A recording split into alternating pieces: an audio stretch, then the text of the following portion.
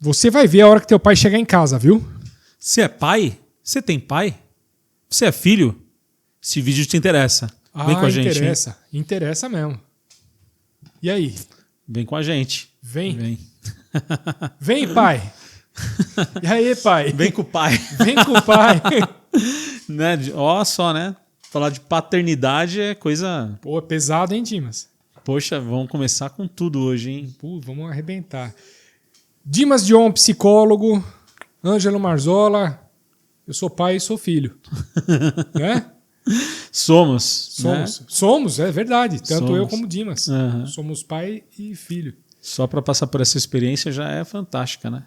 Genial. Não, para mim foi muito bom. Para mim foi... Teve momentos muito difíceis, lógico. Acho que todo mundo, né, Dimas? Sim. Não tem família que não tem um drama, né? Então já começa por aí. Tem. Só que parece que tudo fala assim, não, mas é tudo culpa da mãe. Quando a gente chega no consultório, chega na psicanálise, né? Tem aquela coisa do Freud, né? A mãe sempre vai estar errada. Sempre falava desse jeito, né? Na psicologia ou até mesmo na sociedade no geral. Onde que estava o pai, né? Nesse lugar todo aí? Não tinha culpa de nada? Eu não tive. Eu também não. Pai perfeito. Sou perfeito. Pais perfeitos, né? Então. Temos a nossa história imaculada.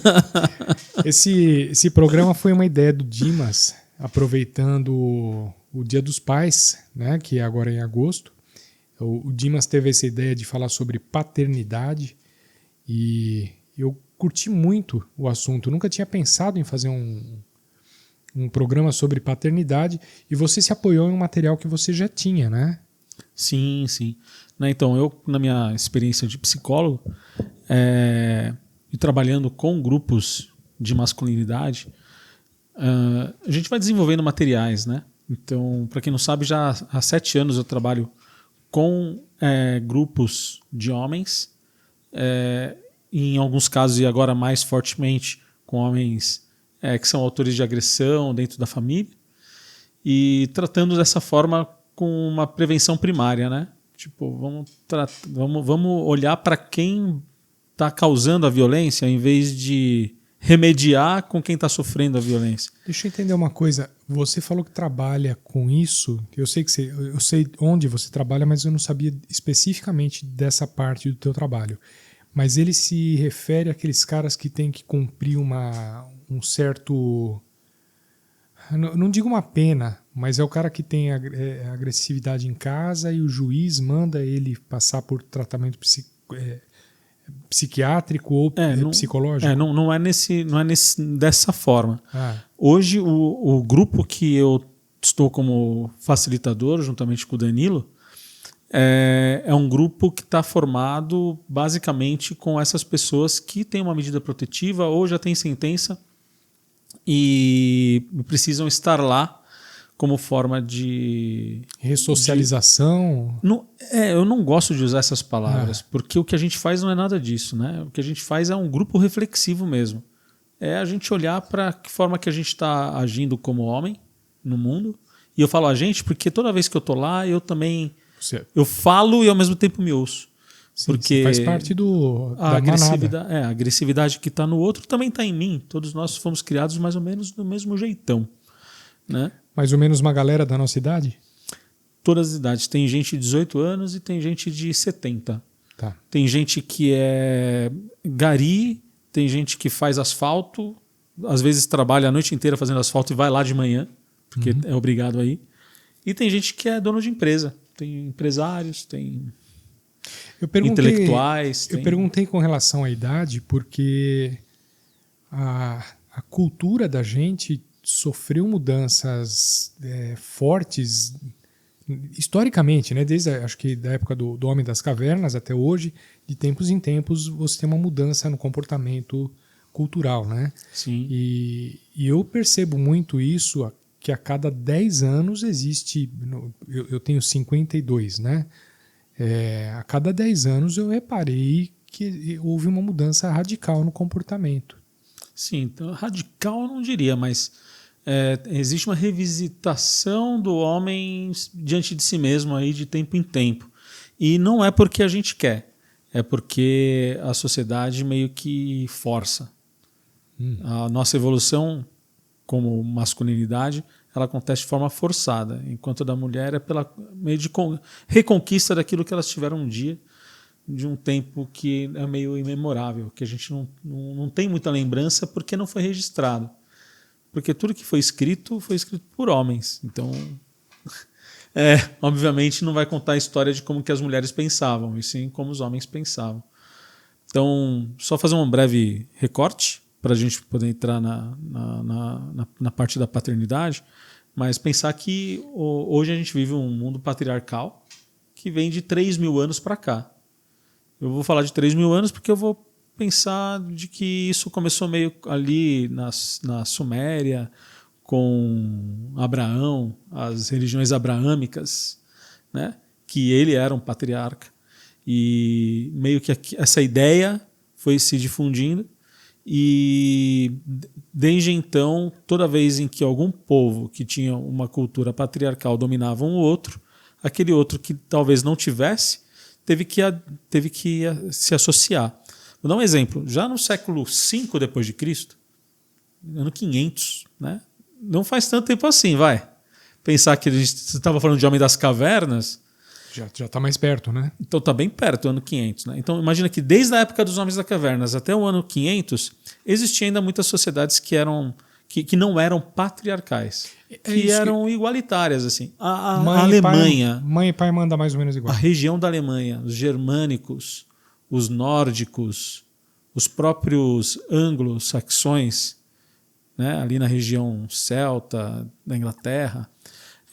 as nossas tribos indígenas aqui, na Ásia, todas essas regiões tinham culturas em que homens e mulheres tinham paridade. E algumas eram matriarcais. É isso que eu queria saber. Atualmente, existe algum país ou alguma região que está mais matriarcal do que patriarcal? É bem raro, é bem difícil falar sobre isso, né? A gente tem culturas mais que estão marginais ao que a gente está hoje vivendo de civilização, né? Na África, a Indonésia hoje é um país onde que a mulher tem certo protagonismo maior do que aqui no Ocidente, inclusive, né? E outros lugares também ali na Ásia também tem, né? Mas basicamente são ilhas isoladas de paridade ou de matriarcado dentro de um mundo já dominado por essa ideia que a gente vive hoje aqui. Né? Cara, eu tô pensando numa coisa aqui que eu tenho percebido, viu, Dimas? A gente fala que nossa sociedade ocidental é patriarcal, né? Mas, na verdade, eu acho que não. Você já ouviu aquela história? Ah, peraí, deixa eu ver. Deixa eu ligar para minha mulher. O cara convida você para jogar futebol, né? Aí você fala assim, deixa eu ligar para minha mulher para ver se eu quero. Você já ouviu essa história? Já. Mas isso é o que acontece, né? Até nisso existe o patriarcado também envolvido. Né? Porque se o cara está na rua e ele está marcando o futebol, ele está no local público e todo local público é um local onde o sexo masculino domina. Né? E quem domina dentro de casa, aí é um pouco diferente. Quem tem as regras de como que a coisa vai andar dentro de casa é algo que tem, de um lado, o poder econômico e o poder de regras e decisões, leis, que é o homem, e como funciona a casa, a mulher. Então, como funciona a casa o meu marido tem que estar em casa às 8 horas da noite. Né? Então, isso é algo que o marido respeita na mulher. Né? Então, ele tem que, eu tenho que ver com a minha mulher se eu posso ir lá jogar, né? Se eu quero ir jogar futebol, né? Né? Mas porque as regras daquilo que funciona a casa, né? Isso vem desde a Grécia Antiga, em que existia o androceu, que era a polis como um todo o espaço público, E o gineceu, que era a casa, onde a mulher ficava. Né? Andro, que é uma radical do masculino, e o gine, que é um radical do feminino, demonstrando onde que cada um exercia um pouco o seu domínio. Né?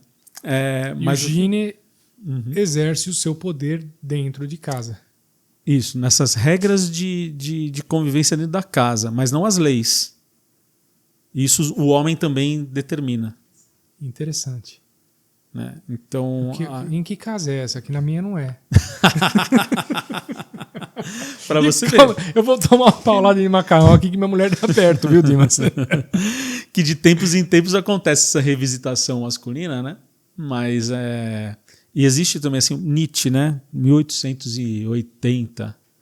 Nietzsche escreveu um livro chamado Para Além do Bem e do Mal. E lá tem umas curtinhas.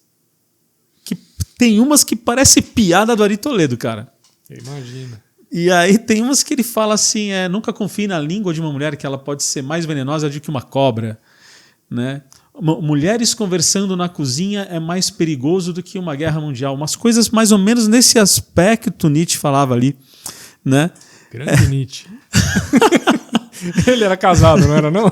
Não era, né? Acho que ele tinha um sério problema com relação a isso, inclusive, né? Com relação a conquistar mulheres, né? Ele tinha um sério problema. Mas ele ouvia. Lógico. Ele ouvia, alguém contou para ele. Não, ele ouvia o que as mulheres estavam fazendo na cozinha enquanto homens estavam fazendo alguma outra coisa em outro lugar. De repente é por isso que ele não conseguiu casar, né, velho? Pode ser. De repente ele viu, ele analisou bem e falou, cara, melhor... Pode ser. Mas é uma visão muito deturpada, né? Porque assim, claro. A mulher, para conseguir o poder, conseguir aquilo que ela queria sem ter o empoderamento, ela tinha que fazer as coisas de forma persuasiva, tinha que usar de certa dissimulação, de manipulação das coisas para conseguir, de alguma forma, conquistar um pouco mais de espaço.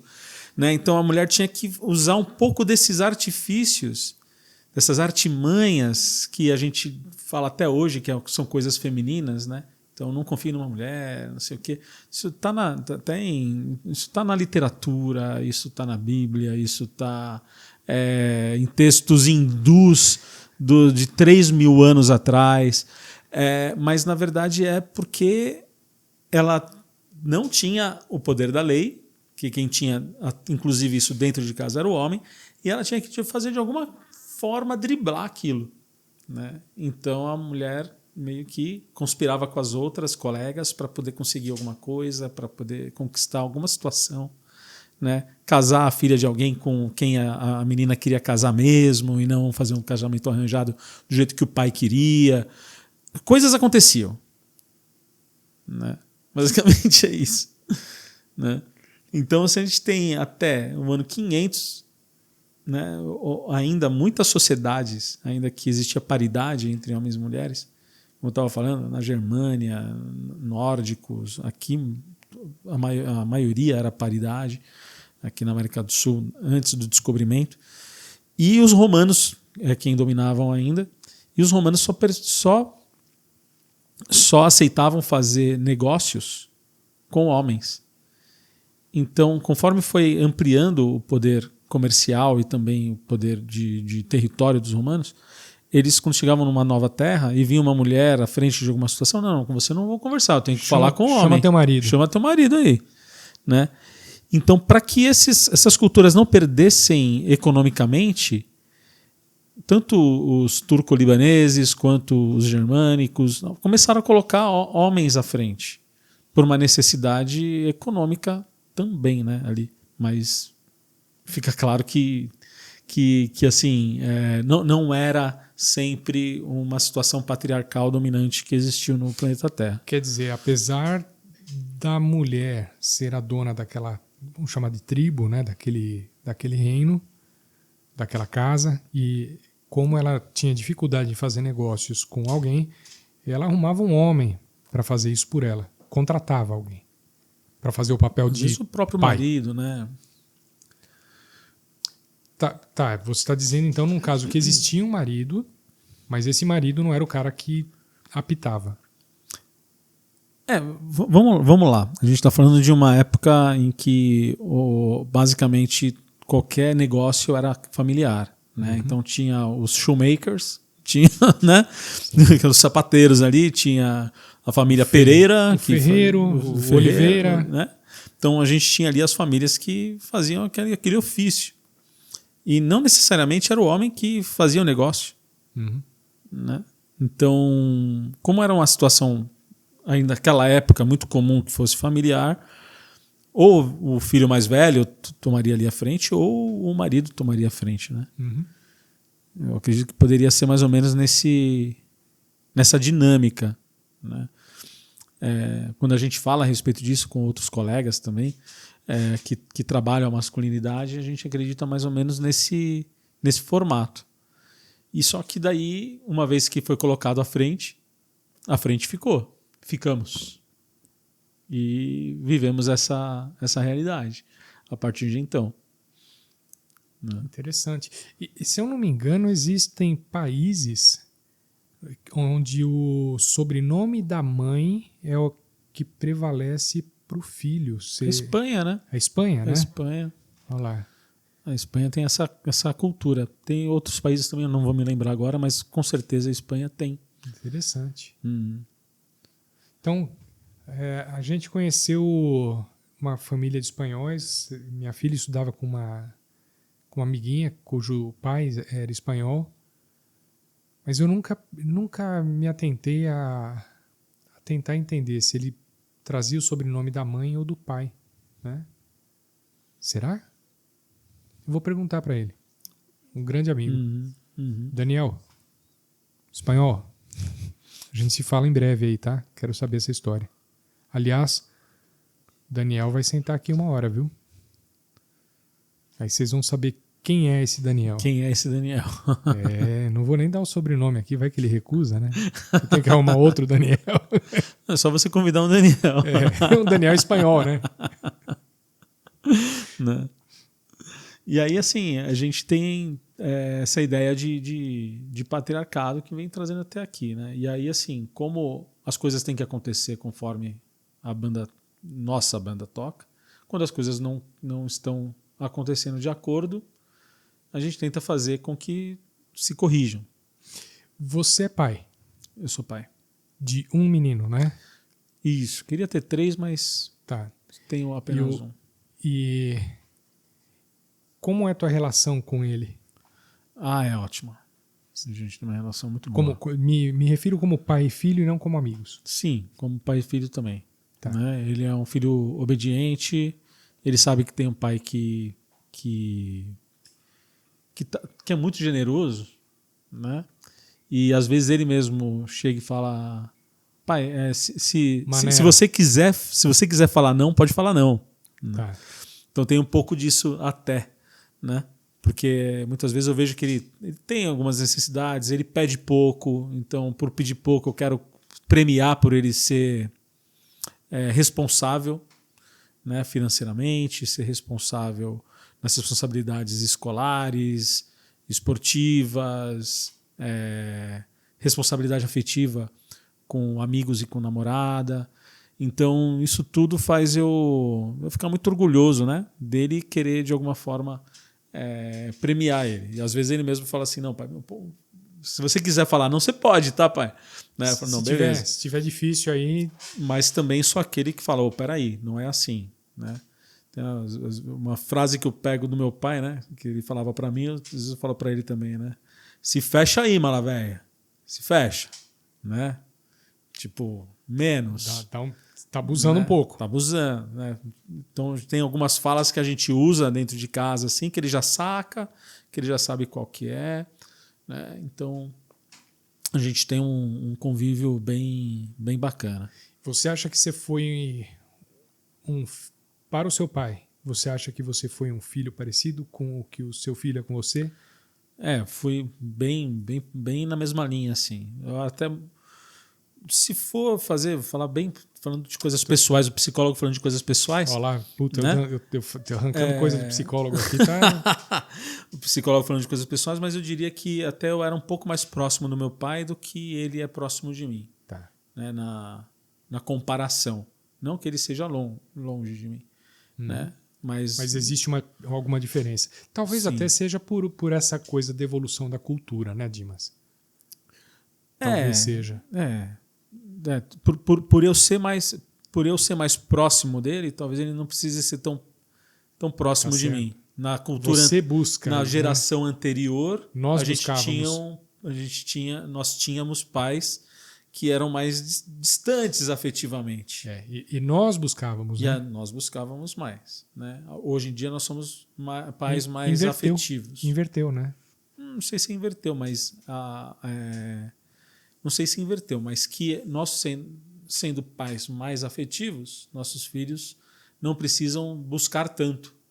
Isso é bom também, né? Será que isso tem alguma coisa a ver, Dr. Dimas, com o fato de, nas décadas anteriores, né, eu tenho uma filha, você tem um filho, nossos pais tiveram múltiplos filhos, né? Então era mais comum ter múltiplos filhos nas décadas anteriores, né? Será que isso... Como é que um pai vai dar atenção para 8 filhos de uma vez só? Né? E nesse caso, os filhos competem pela atenção do pai. Uhum. Faz sentido? Faz sentido. Isso tanto com o pai quanto com a mãe, né? Isso faz sentido, né? E a gente fala também das outras gerações, o quanto que os nossos pais ficavam muito mais distantes, né, da gente. Estavam focados mais no trabalho, mais nas outras funções sociais que os homens tinham na época, e não necessariamente na vida familiar tão incrustado, né? E isso se corresponde com hoje, em que também a gente está muito focado em estar nas atribulações de trabalho, porque as exigências da vida modernas fazem com que a gente também fique um pouco mais afastados da vida familiar para poder viver essa vida dos negócios, de trazer o dinheiro para dentro de casa. A dificuldade aumentou, né, para a gente trazer o sustento. Não é só o trabalho propriamente dito fora do lar, né? Mas muitas vezes a gente está no lar ainda com a cabeça no trabalho e pensando no... Parece um furacão na cabeça, né? O celular deixa a gente trabalhando às vezes 24/7. Né? Não só isso, né? A gente, falando em evolução, na década de 40, quando as mulheres começaram a trabalhar nas indústrias, né? Quando a mulher passou a sair de casa e ter um emprego fora, houve assim uma duplicação na quantidade da mão de obra, né? Que a gente sente hoje que a mulher, em alguns aspectos, compete com o homem por um emprego, né? Então a gente tem o dobro de gente trabalhando, né? Afinal, homens trabalhando e mulheres trabalhando, e a gente tem o dobro de trabalho, cada um, tanto o homem quanto a mulher. O que aconteceu, cara? Exatamente, né? Então a gente tem até a década de 40, exatamente, né? Por conta da Segunda Guerra Mundial, uma demanda muito maior por mulheres dentro das fábricas. E aí, no Brasil, esse impacto foi um pouco menor, mas o crescimento da indústria trouxe a oportunidade das mulheres entrarem no mercado de trabalho. A indústria cresceu mais rápido do que o êxodo rural para a cidade. Então, quem estava na cidade acabava trabalhando, seja homem, seja mulher, seja criança. Sim. Né? Passa até por esse aspecto. E aí... eu comecei a trabalhar com 14 anos. Mas você não estava na década de 40. Não, me refiro. É que agora mudou, né? Agora nos últimos 30 anos aí mudou bastante. Mudou bastante, né? A gente tem... Na nossa época, né, a gente já trabalhava com 14 anos e era aceito, tinha até carteira assinada que poderia, alguns empregos serem assinadas a carteira para pessoas nessa idade. A minha era carteira assinada desde os 14 eu não digo, mas 15 com certeza. Meu pai conta que ele começou a trabalhar com 7 anos. Então, porque a gente já está falando dessa época aí. Sim. Né? Do boom Isso. Meu pai... na indústria no Brasil. Meu pai, isso era na metade da década de 50.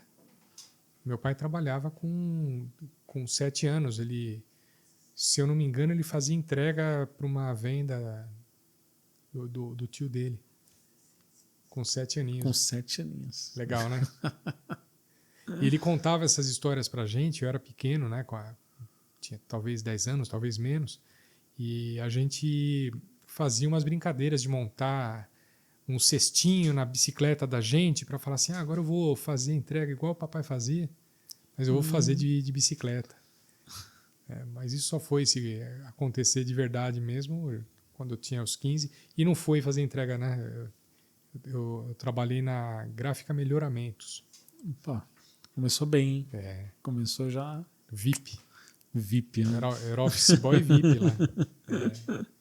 Um dia eu desmembro essa história aí que foi interessante. Lá. Poxa. Gráfica Melhoramentos. Que, aliás, desculpa, eu vou fugir um pouquinho do tema aqui, mas eu acho que é tema para uma outra conversa.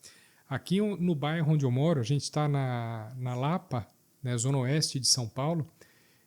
A Gráfica Melhoramentos fica a 3 blocos de onde eu moro hoje, né? E muita gente aqui no bairro trabalhava na Gráfica Melhoramentos. Até a mão de obra local abastecia a fábrica, né? Sim. E eu fui um deles. Tava ali, bacana, né? Isso era muito comum, né? Ter essa... Sim. Ainda é com cidades do interior, né? De uma indústria que acaba se estabelecendo na cidade e a cidade acaba sendo mão de obra prioritária ali, né? Para a região. Isso é bem bacana. Eu saudades daquela época, viu, Dimas? Era bacana demais. Você trabalhou Comecei como fotógrafo. Ah, verdade. Comecei como fotógrafo. Verdade. Sabia que eu também sou fotógrafo, né? Sim. Mas aí você foi pro fotógrafo amador, né? Eu fui pro amador, exatamente. Quem ama tirar fotos. É isso mesmo. Sabe a diferença do amador e do profissional? Sim. Né? Porque o profissional ele faz aquilo para poder... Por dinheiro. Por dinheiro no bolso. É mais ou menos isso. Eu fui parar numa empresa de formatura. Eu já fiz as duas coisas, tá? Como amador eu sou hoje, né? Mas eu já fotografei profissionalmente também. Sim, então fui parar numa empresa de formatura que eles estavam contratando menores.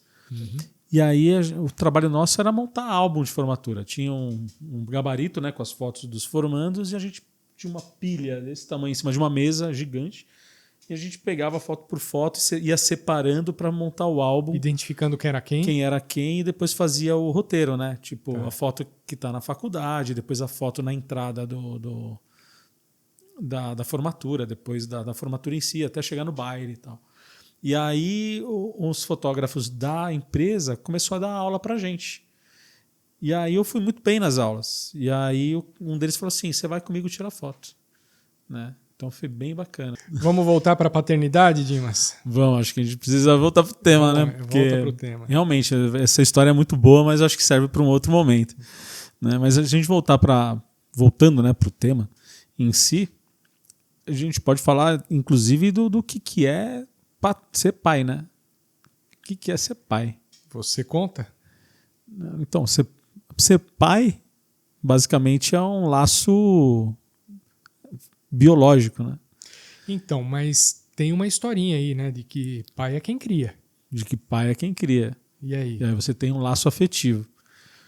Então você tem um laço afetivo, um pai que adota. Exato. Então você tem um laço ali. E tem o pai biológico, né? Então basta, na verdade, para você ser pai, basta você fecundar um óvulo, né?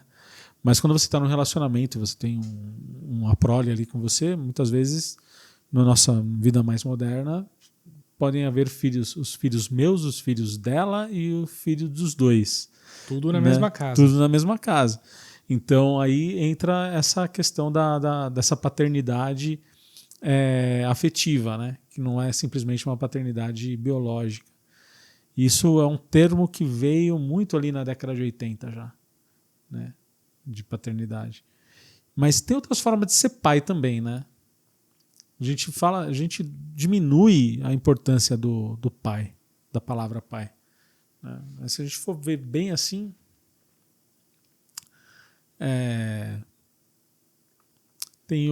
por exemplo, tem o pai da psicanálise.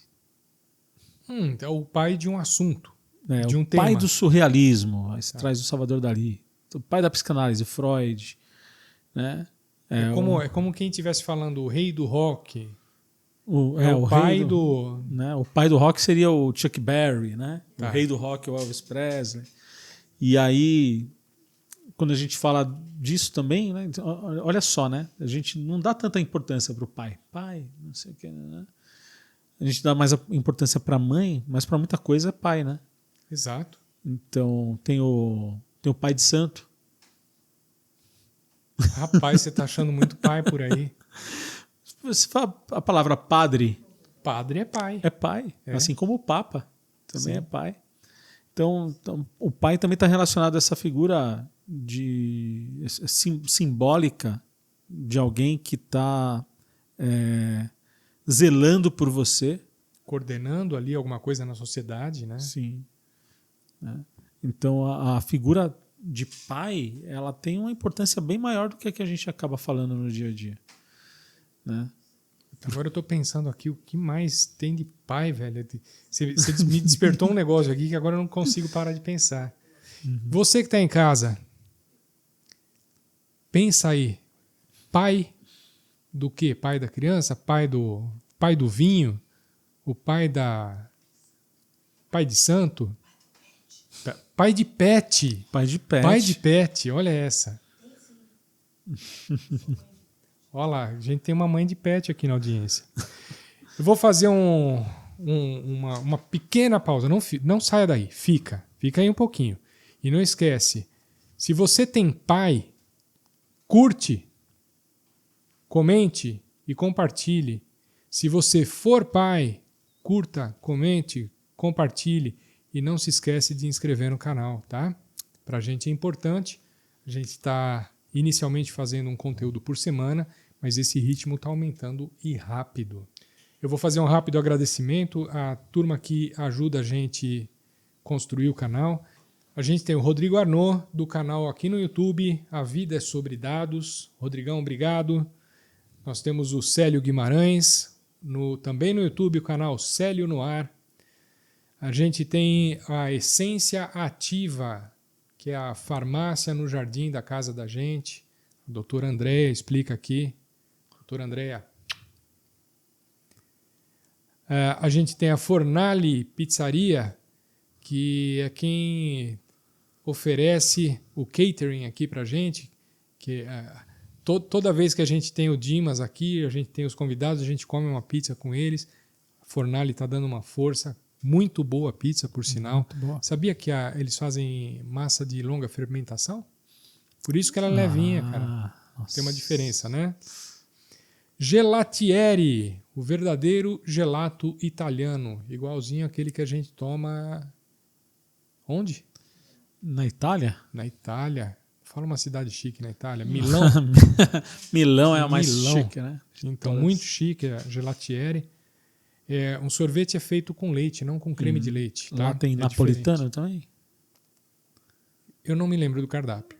Não, só sorvete napolitano. Né? Você pode escolher o chocolate, o morango e o gelato napolitano. Impacto TV, que nos ajuda aqui com edição, com os equipamentos, com tecnologia e permite que essa técnica toda aqui funcione. O Kim Oluf Jorgensen.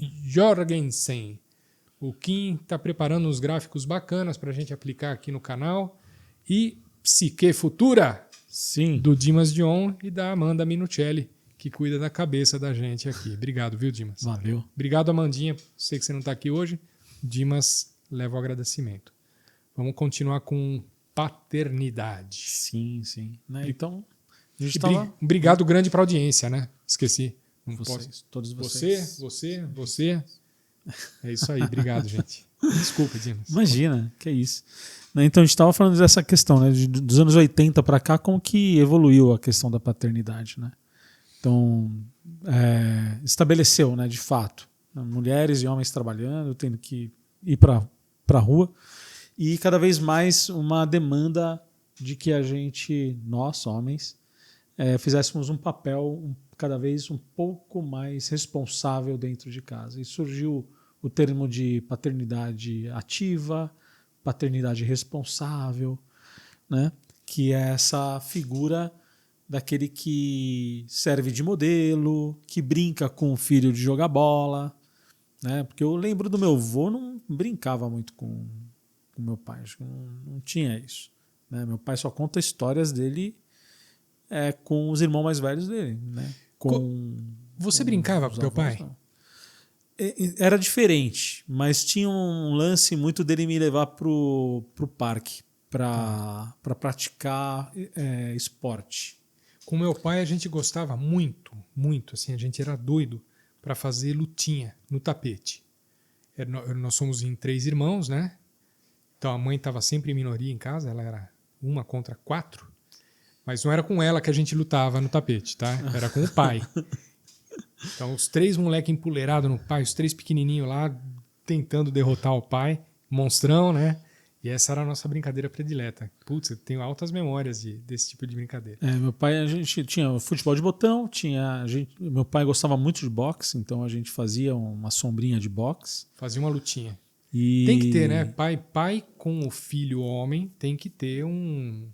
Acho que não tem que ter um pouquinho tem que ter é uma palavra meio... De testosterona.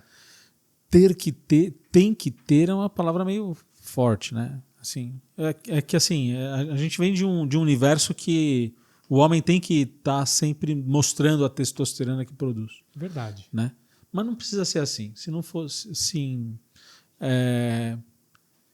vamos supor... O Cazuza, por exemplo, talvez ele não tivesse. Verdade. Por quê? Quem mais, assim? Por que não o Cazuza? Porque eu acredito que os interesses de brincadeiras dele poderiam ser outros. Cantar. Jogo música, da vida. Música, de repente. Banco imobiliário. Tá. Karaokê. Mas quando você tem um pai e um filho homem, tem sempre um pouco de testosterona na brincadeira? Acho que tem, porque tanto da parte da criança quanto da parte do pai, isso vem. Né? Tem testosterona na criança. A criança vai trazer. Né? E o pai, obviamente, vai responder e essa brincadeira, esse jogo acontece. Né? Mas não necessariamente isso é uma questão de necessidade, né? Mas é uma questão que acontece. Então, se em um deles tem forte ali acontecendo, brincadeiras com agressividade elas vão estar mais presentes. Se isso acontece com menos intensidade, brincadeiras com menos agressividade tendem a acontecer também. Então, talvez em vez de uma sombra de boxe ou de brincar no chão, igual você com seu pai... Lutinha de judô, né? Talvez seja um jogo da vida, um banco imobiliário, alguma outra atividade também tão saudável quanto, que vai fazer o desenvolvimento da criança igual. Da competitividade. Né? Da competitividade, de uma outra forma, né? Mas, via de regra, é isso, né? Daquilo que surge entre o pai e a criança, aquilo vai... Né, vai evoluindo, vai surgindo. Vou falar um pouquinho de coisas pessoais também, tá, Dr. Dimas? Então eu fui criado, eu e mais 3 homens, né? Eu, meus 2 irmãos e o pai e a mãe em minoria lá, né? E as brincadeiras que eu aprendi quando criança eram essas, e era essa a brincadeira que eu gostava. Só que eu sou pai de menina. O que aconteceu? Desafio. Como que era a brincadeira que eu sabia brincar? Cara, minha filha fez lutinha comigo. Sim. A gente brincava e algumas vezes ela saiu chorando, tadinha. Né? Da mesma forma que a gente saía chorando quando fazia lutinha com o pai. Tá? Uhum. Sei lá, voava uma mãozada na cara do outro lá. Né? Mas eu tenho certeza que minha filha, antes do choro, ela estava curtindo muito a brincadeira, né? E da mesma forma que eu pus um pouco de testosterona na brincadeira com minha filha, né, com a Vitória, eu também coloquei um pouco de progesterona. Então eu brincava de boneca com a minha filha. brincava de maquiagem. Cara, foi divertido demais. Sim. As minhas Barbies, elas tinham uma voz meio esquisita. Então, a voz das Barbies que eu brincava com a Vitória, elas tinham a voz daquelas irmãs da Marge Simpson. Ela falava assim: Oi! E aí, Vitória? Sempre tinha uma voz muito escrota, assim. Ela fumava, assim, sabe? Então, eu mostrava o lado feio, né? Que era aquela voz cheia de pigarro, toda zoada, né? E ainda fazia ela fumar, pra ela entender. E ela morria de rir, cara. Porque eu fazia a Barbie com aquela voz feia, fumante e tal. E eu acho que isso talvez... Bom, era minha... talvez inconscientemente minha vontade era de mostrar pra ela que fumar é errado e você vai ficar com a voz assim, né? Voz Igual das irmãs da Marge Marge. Simpson. Mas a gente brincou bastante. E também, lógico, teve as brincadeiras mais certinhas, né? Mas essa aqui, ela morria de rir, cara. Era super legal. Tinha essa coisa aí que você falou, né? Dessa brincadeira de maquiar. Putz, até recentemente, a Vitória já era grandona, cara. Me pintou inteiro, parecia uma drag. Ficou legal. Tem foto, depois eu mostro. Vou ter que colocar no ar, hein? Aí é outra história. Quem sabe? Vou pensar no assunto. Vai ter que colocar no ar, vai ser legal. Mostrar aí até onde que vai a paternidade. A paternidade, né? Tem fronteira? Então, fazer a gente faz, mostrar é outro papo, né, Dimas? Sim, sim. Né? E aí tem isso, né? O pai tem que estar presente. Isso é uma questão que veio nessa geração aí, anos 80. E aí, cada vez mais, o papel do homem dentro de casa passou a ter uma paridade maior com a da mulher, né? Porque mulheres cada vez mais fazendo dupla jornada, já trabalhando e estudando, às vezes, trabalhando e fazendo uma faculdade, trabalhando e fazendo uma pós-graduação. E aí não dá para fazer a outra dupla jornada que ela fazia antes, né? Que era trabalhar e cuidar das crianças, e cuidar da casa, cuidar da comida. E aí, cada vez mais, o homem passou a ter uma função, né? Então, acredito que você deva, de vez em quando, cozinhar. Não. Difícil. Não. Difícil cozinhar. Vai dar ruim. Se eu cozinhar, vai dar ruim. Mas onde que entra a tua função dentro da rotina? Boa pergunta, viu, Dimas? Boa pergunta. Eu acho que quem pode responder isso melhor do que eu é a esposa. Né? Mas ela vai ter que te responder isso outra hora. Tá. Eu acho até... Eu acho que talvez não fosse justo eu me autoafirmar falando, eu faço isso, porque Sim. eu acho que eu não faço nada. Quem faz é ela. Né?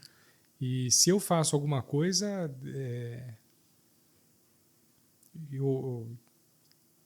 se eu mereço algum elogio por estar fazendo alguma coisa, não pode vir de mim, né?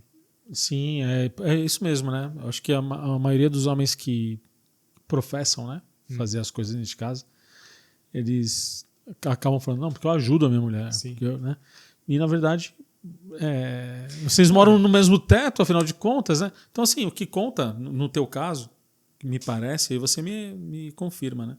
É que existe um combinado e esse combinado tá ok. Tá funcionando bem. Né? Olha, uma coisa o combinado, cara, é o que mais importa ali. Sim. Mas cada vez mais essa função do homem dentro da casa tem ajudado o homem a exercer uma outra função que a modernidade vem trazendo como necessário para a gente, que é a da paternagem. Olha, eu acabei de me lembrar de uma coisa que eu fazia e por razões óbvias eu não faço mais, né?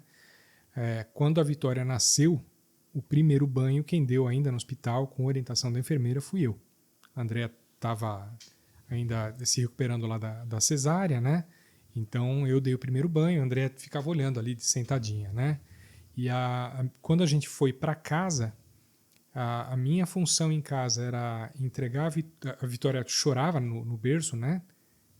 Até ela parar de mamar, ela começava a chorar no berço, era eu que acordava, ia lá, trocava a fralda, limpava, fazia o serviço sujo, né? E trazia a Vitória toda cheirosa para a Andréia dar de mamar. Aí, enquanto a Andréia dava de mamar, eu ficava cochilando um pouquinho. Ela terminava de amamentar, ele entregava para mim, eu fazia a Vitória rotar e levava para o berço. Uhum. Então ela ficou com o serviço fácil, né? Amamentar. Só ficar parada, porra. Só fica parada, né? Então. Eu não sei se é fácil ou não é fácil, porque Cara, eu nunca amamentei. Eu acho que eu vou dormir no sofá hoje, viu? Eu não sei se é fácil ou não é fácil, porque eu nunca dei o meu peito pra criança pegar, né? Pois é. Mas, não dá certo não, cara. Eu acho que não dá certo não. Não, acho que não daria certo. Mas você vê, né, que hoje tem esse termo que está sendo mais difundido. Né? Fazer a paternagem. Né? Se tem a maternagem, também pode ter a paternagem. Quer explicar? Né? O que seria para você maternagem? Maternagem.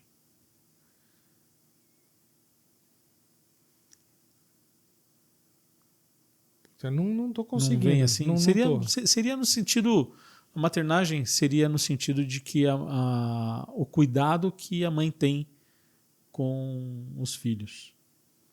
A paternagem... O cuidado que os pais têm têm com os filhos. Tá. Né? Então aí sai daquela posição do pai puramente provedor e distante, né? O provedor e que cobra, para ser aquele pai que também cuida dos filhos.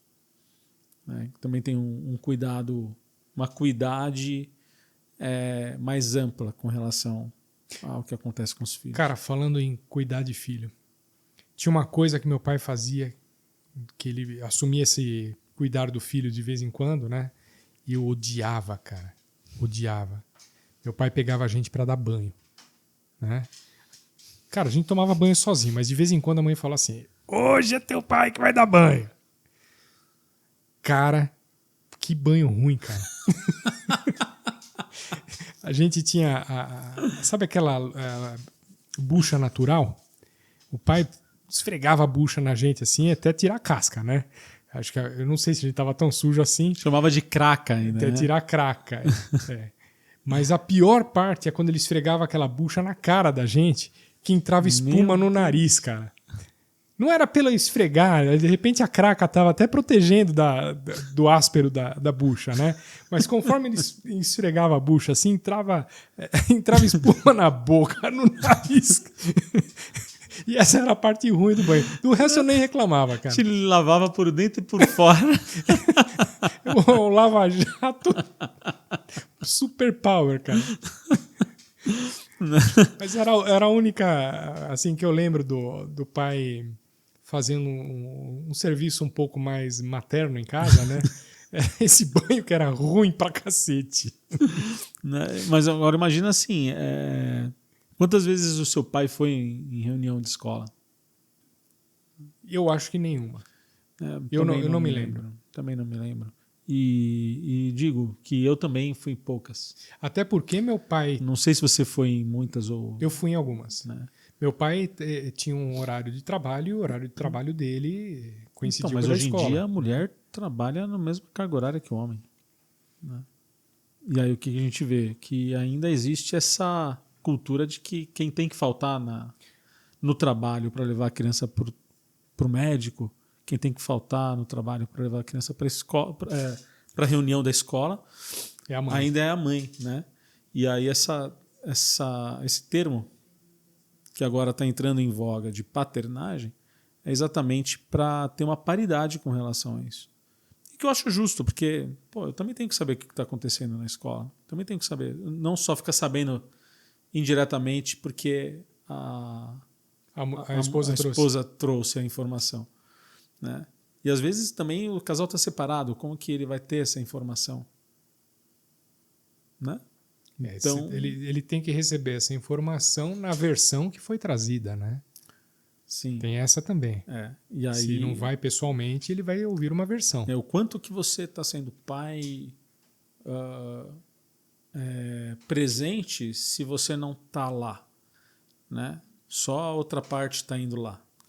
Então começou a problematizar um pouco isso. Isso não era um problema para a nossa geração, tá? Dimas, eu vou deixar, eu vou pedir uma gentileza. Continua o assunto, eu vou fazer aquele café, Joia. tá? Segura, vai, toca o barco aí. Comanda. Beleza. Né? Então, assim, isso não foi muito um problema da nossa geração, porque isso não era questionado pra gente. Então, isso era uma questão que acontecia naturalmente. A mulher estava indo para a escola, fazia as reuniões na escola, ou pegava a criança e levava para o médico, e a gente ficava sabendo a notícia depois.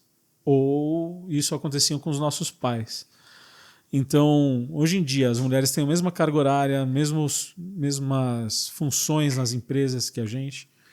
Então, passou-se a ter uma necessidade de uma participação um pouco maior nossa nisso tudo.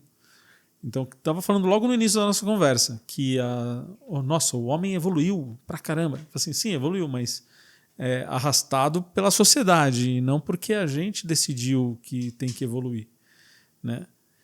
O que a gente vai ver nas próximas gerações são empresas que não vão olhar de uma forma negativa a falta do homem no trabalho pelo fato de ter que acompanhar alguma coisa dos seus filhos. Porque hoje o homem não pode fazer isso. Tipo, um chefe vai falar para você, mas você não tem mulher? Você não tem uma esposa para fazer isso? Como é que vocês veem isso lá no Psique Futura? Então, a gente vê exatamente de uma forma de conversar com o Recursos Humanos para que entenda que a quantidade de ausência que vai acontecer na empresa vai continuar a mesma. Alguém vai estar ausente, né? E vai acontecer hora de ser um homem ausente, vai acontecer de hora ser uma mulher ausente. Então, a quantidade de pessoas ausentes porque tem que cuidar dos filhos, em algumas horas do dia ali, no período, vão continuar as mesmas. E aí a gente vai ter que mostrar isso para a empresa de uma forma estatística, né? E não de uma forma inventada, mas de forma estatística. Porque, de fato, é assim. Então, a mesma coisa hoje também tem a ver com uma quantidade similar de homens vai faltar e uma quantidade similar de mulheres vai faltar. Uma Sim. empresa com 1000 colaboradores, mais ou menos metade de cada. É isso? Isso. Ou mesmo se for 100% mulheres Ou 100% homens, é metade do contingente. É o mesmo número. Sim. Né? É o mesmo número de... Não diria metade do contingente, mas o contingente que tem filhos. Sim, contingente que tem filhos, exato. Então, isso independe, na verdade. Só que se a empresa não julga o homem que faz isso, essa empresa está promovendo uma família mais coesa, uma família mais equilibrada no sentido das funções que ambos estão fazendo dentro de casa, que não existe uma sobrecarga de um lado perante o outro. Melhora na qualidade de vida, né, desse homem também. Sim. Porque está promovendo nele um exercício de paternidade ou de paternagem ali que vai fortalecer ele, vai fortalecer o vínculo dele com a empresa também, uma vez que ele não é julgado por conta disso. E nos casos que comparecem nessas reuniões o pai e a mãe, isso é melhor dos mundos? É melhor dos mundos porque dentro da reunião ali escolar, por exemplo, estamos falando de reunião escolar, vai ter contribuições de ambos perante a escola e a escola vai poder ter uma estratégia melhor com o filho, né? Mas eu acho que as coisas podem andar de forma Uma vez revezando com o outro, porque se isso acontece de forma semestral ou bimestral, ambos vão ter presença dentro da escola, né? Fora também daquele sábado, né, especial do semestre, de semana cultural, né, em que os pais vão Feira lá, de Ciências. Feira de Ciências ou semana cultural, né? Então isso também vai continuar promovendo. Então, cada vez mais os pais, estando dentro da escola, vão estar promovendo a ideia deles dentro da estratégia de que os professores vão ter com os alunos, né? Quando eu ia, só dava pau, viu? Nossa, eu pegava pesado com a escola. A escola prometeu uma coisa na matrícula, não estava cumprindo e eu sentava porrada, né? Com relação à austeridade que a gente esperava na escola, que foi o que foi prometido. Sim. E eu presenciei lá pais que, não, austeridade não. Eles estavam defendendo a escola fraca, nivelar por baixo. Nivelar tá? por baixo. Nivelar por baixo. Eu ficava puto da vida. Teve só um pequeno período disso na escola do meu filho, mas foi bem resolvido, viu? Inclusive com a mudança de forma de fazer as avaliações, que antes eram aquelas avaliações normais, né, bimestrais e tudo mais, e a gente conseguiu promover dentro da escola avaliações semanais, né, dos filhos, né? Então a gente conseguiu ter um avanço com isso depois da conversa, mas não chegou a ter pau. Lá na escola da Vitória, quando ela fez o colegial, a gente ainda participava das reuniões, né? Tinha pais lá que queriam que a escola amolecesse.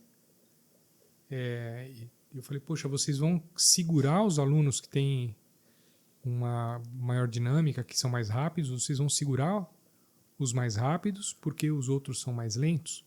Não é melhor dar um tratamento diferenciado, né? Tem que haver isso, né? E a importância de estar o pai lá para trazer a famosa regra, a famosa lei, né? E a gente lembra também que estava falando um pouco antes sobre os pais separados, né? E pensar como que o pai pode estar fazendo essa função, né? E de paternagem. E a gente vê assim, pai separado, ele pensa automaticamente em visita, né? Então tem a visita, o dia da visita do pai, ou o pai pegar uma vez a cada 15 dias.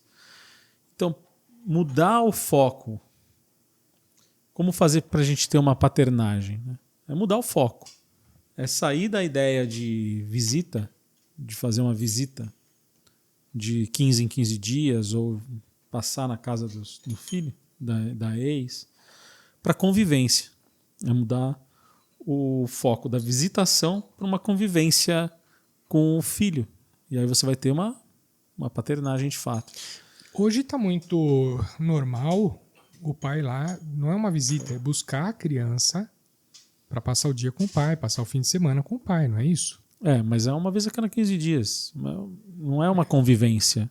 Tá, não é uma convivência. Fica com a rotina chata de escola, rotina, com a mãe, e aí aquele final de semana mágico, uma vez a cada 15 dias com o pai, que leva no Play Center. No Play Center não existe. Vai pra Disney. Leva para o Hopi Hari, leva pro brinquedão do Habib's. Tá. Né, aquele pai de McDonald's, assim. Por uma questão de convivência. É uma mudança de paradigma, né? Então, assim, em vez de fazer simplesmente esses passeios, eu levava o Dante para participar das ações que a gente fazia da área transmídia. E às vezes pegava dia de semana para fazer isso. Então, isso acontecia com uma certa frequência. E depois... No teu caso, acho que foi uma separação bem amistosa, né? Não. Não foi. Tá. Porque a gente sabe de vários casos que existe uma não sei se uma competição assim pelo filho, mas uma proibição. Uma coisa que sempre teve a porta aberta é: você pode ver o seu filho a hora que você quiser.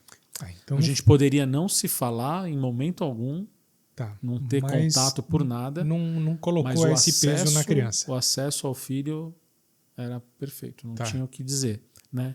Nem dela como a função de mãe, foi uma excelente mãe, e ela nunca deixou de dar o acesso para que eu estivesse junto dele.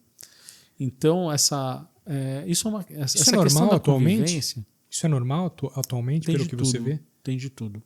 É misturadão mesmo. Muito misturado, né? Então, nos grupos de homens, a gente tem ali cerca de 25 homens a cada semestre, né? Então, já passaram centenas de homens ali junto com a gente. E dá de tudo. E não posso dizer que alguma coisa é maioria. Esse que é o mais Cara, assustador. é bem uniforme mesmo. É bem heterogêneo mesmo. É não é uniforme. É disforme. É muito heterogêneo. Então, assim, eu tive essa vantagem de poder exercer essa convivência. E não porque eu tinha feito um curso ou porque eu era psicólogo. Não, caiu no colo essa oportunidade e eu abracei. Tem muito pai que nem quer, que quer ver mesmo de 15 em 15 dias, né? Mas eu estava com meu filho todos os finais de semana, isso chegou a atrapalhar até outros relacionamentos meus, né? Mas eu tinha uma prioridade. O filho era a prioridade para mim. Então tem uma coisa do pai que não traz para si a responsabilidade. A responsabilidade é com que está com a guarda. A mãe está com a guarda. Né? Hoje em dia existe uma preemência maior para que o pai tenha essa função também. Né? Não precisa ser o guardião ou tal, mas a responsabilidade dividida. Né? Dele como pai poder exercer numa reunião de escola o que vai acontecer com a diretriz de ensino ali dentro. Né? Isso é uma forma de você estar ali participante, tanto pai quanto mãe, sendo de alguma forma guardião, né? A guarda, né? Da criança sendo exercida. Né? Então, assim, 2 finais de semana por mês, são 4 dias de 30 dias. Você acha que é pai? Né? Você consegue manter um vínculo, né? O vínculo de paternidade. Algum vínculo. Mas você não tem aquilo que eu estava falando agora há pouco de convivência. Né? Então, para ter um convívio equilibrado entre o que o pai faz e o que a mãe faz, ter uma presença um pouco mais próxima, se faz necessário. Mas a mãe não deixa eu pegar ele durante a semana porque atrapalha a rotina. Poxa, faz uma ligação de WhatsApp, pô. Dá pra... Uma coisa que eu fazia com meu filho de vez em quando era jogar. Jogava... Tinha videogame. Jogava você na de um tua lado, casa, ele na dele. Do outro. Né? Então é uma forma de estar junto. Hoje em dia tem 1000 formas de você reduzir o espaço entre um ou outro. Né? E essa coisa da videoconferência, né? WhatsApp, Zoom, Google Meet e todos os demais, né? Tá bom, cafezinho? Isso,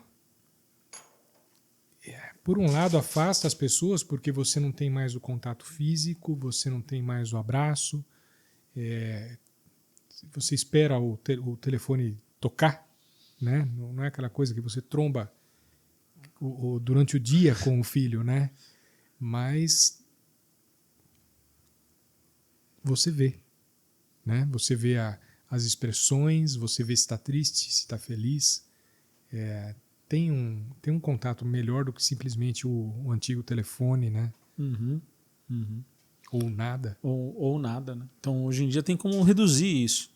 O ideal é conseguir ter esse espaço, né? De até mesmo tem sentenças de juiz com relação à guarda e visitação que coloca lá o dia de quarta para quinta-feira, o pai pega o filho ou a filha, dorme na casa do pai e no dia seguinte leva para a escola. Aí a mãe pega na escola na quinta-feira, aí na sexta-feira à noite, aí pega novamente, passa o final de semana inteiro. Tem vários formatos, vários combinados que podem ser feitos nesse aspecto. E se não tiver, tem o virtual aí que pode ser utilizado. Mas eu acho que tem que ser feito com prazer, com responsabilidade, né? Eu fico pensando, Dimas, se o cara não quer ter aquele relacionamento com o filho, é melhor não ter, cara. Se é para fazer mal feito, como é que é isso? Né? Como eu disse, Ângelo, todas as possibilidades acontecem. Né? E a pessoa é adulta e ela pode tomar essa decisão. E a criança vai arcar com as consequências. Em algum momento, alguma outra pessoa vai acabar fazendo essa função, mas não substitui. Não substitui o pai biológico. Sempre fica um vaziozinho naquele lugar. Né? E aí eu já atendi casos no consultório de que a pessoa veio procurar terapia mesmo tendo tido um padrasto maravilhoso, Faltou o pai mas biológico. ele foi lá por causa dessa falta, né? Então eu, como junguiano, vou ter que falar desse lugar do arquétipo paterno que a gente tem dentro da gente, em que a gente já nasce com um arcabouço que vai ser preenchido de pai, né? Com as experiências que a gente vive, e que muitas vezes remete a um pai simbólico, a um pai mitológico, né? E aí entra essa questão do ideal de pai. Então você tem um ideal de pai, né? Você cria na sua cabeça, em cima desse arquétipo, uma ideia de pai ideal, que é diferente de ideal de pai. Então você tem um pai ideal que você criou lá dentro e que esse padrasto não consegue atuar porque ele não é o sangue do seu sangue. Você queria que fosse o outro que estivesse ali, mesmo inconsciente. E aí depois lá na frente, você Esse é o vai que ser tem, né? pai. Esse é o que tem. Mas mesmo sendo maravilhoso, sabe?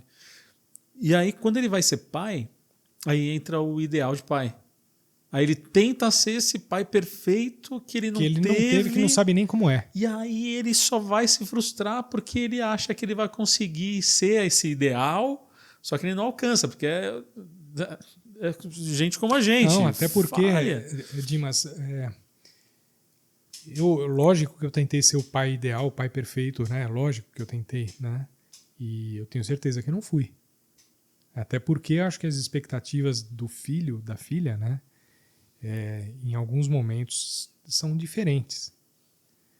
Então, a gente teve momentos em casa que foram muito difíceis. E hoje, eu acho que essas coisas foram sanadas, Mas não se coloca nesse lugar, porque você tinha parâmetro. Sim, Então, eu tinha meu pai presente. Então, né? você preencheu onde seria o lugar do arquétipo paterno Uhum. para chegar num simbolismo de pai. Você está E não falando criar de alguém que não tinha, um né? ideal de pai que é algo que é inalcançável e que daí vira uma coisa neurótica, entendeu? Sim. Não está nesse mundo nosso aqui. Está no mundo de alguém que não teve, não brincou no chão com os outros irmãos, não fez uma sombrinha de boxe com o pai, ou não foi não brincou de boneca. não brincou de boneca, sei lá, não fez. E aí não tem referência, não tem régua. Será que eu estou próximo? Será que eu não estou? Ele cria uma coisa que é exacerbada para poder. Então, esse pai que resolve não estar presente na vida desse filho, ele está deixando uma lacuna lá que vai gerar uma neurose no futuro. Né? Ele tem todo o direito de não ser pai, de não querer exercer a paternidade com aquele filho dele. Ele tem todo o direito disso. Só que ele tem que saber que vai deixar sequelas, vai deixar uma consequência. Alguém aí vai sentir falta disso. Uhum. Então a tua pergunta não foi inválida, não é para ser invalidada. Beleza. Né? Eu também conheço essas pessoas. Conheço dessas pessoas que resolvem que não vou assumir. É meu, mas eu não quero saber, não quero ter contato. Né? Eu pago lá o que tem que pagar, mas não vou pagar. Prefere ser preso. Né? E simplesmente faz de tudo para que nada aconteça. Eu me refiro a pagar pensão. Então, assim, tem situações, tem milhares de situações. Ou ainda, mesmo que o cara pague. Mesmo que pague. Paga a pensão e some do mapa. É uma figura. De onde vem essa grana? Vem do céu aí, sei lá. Aparece na conta. Né? Dimas, como é que a gente está de... É isso. É isso? Estamos finalizando? Então acho que essa última parte era o recado, né? De como a gente consegue, mesmo às vezes estando em casas separadas, conseguir exercer uma paternagem, uma paternidade, estar próximo, né? Ser pai é fácil, né? É só colocar alguém no mundo ou tá ali, né? Como uma figura que traz a lei, que traz... Mas fazer essa paternagem é fazer o seu filho ter você como alguém fundamental para a vida dele. Tá certo, faz todo sentido. Galera, eu acho que eu vou encerrando. Eu vou agradecer de novo ao Dimas por estar aqui de novo com a gente, gravando mais um programa. A casa é tua. Opa. Tá sempre. O Dimas não precisa mais de convite, ele já é uma peça que faz falta se não tiver. Né? A Amanda também, ela veio uma vez só, mas a Amanda tem muito a compartilhar com a gente. Eu peço mais uma vez que você curta, comente, compartilhe e inscreva-se. Beleza? Curtiu? Tô esperando. Agora sim, né? Deu tempo. Galera, obrigado por terem ficado aqui. Eu vou agradecer também, em primeiro lugar, a todo mundo que ficou assistindo a gente. E mais uma vez eu agradeço ao Rodrigo Arnaud, ao Célio Guimarães, a Essência Ativa, a Fornali, a Gelatieri, Impacto TV, o Kim Oluf Jorgensen e a Psique Futura. Dados de contatos de todos esses que a gente agradece aqui no final estão aqui na descrição do vídeo. Confira lá e prestigie essa galera, que todo mundo faz, cada um no seu ramo, mas faz com muito carinho, beleza? E o próximo que a gente vai falar em assunto parecido, Dia das Mães, né? Em maio do ano que vem, mas a gente tem outros conteúdos que vão mexer com a tua cabeça, que o Dimas vai trazer para cá. A gente vai trazer bastante temas aí de psicologia, falar um pouco sobre a mente. Olá. Vamos ter bastante coisa aí no futuro ainda para discutir, né? Aqui na cozinha, na Kitchencast. A Kitchencast aqui do Ângelo. Valeu, gente. Mais uma vez, gente, obrigado. Obrigado de coração. Obrigado, Dimas. Obrigado, audiência. Obrigado a todo mundo que ajudou a gente aqui. Até a próxima. Valeu, Ângelo. Valeu, obrigado.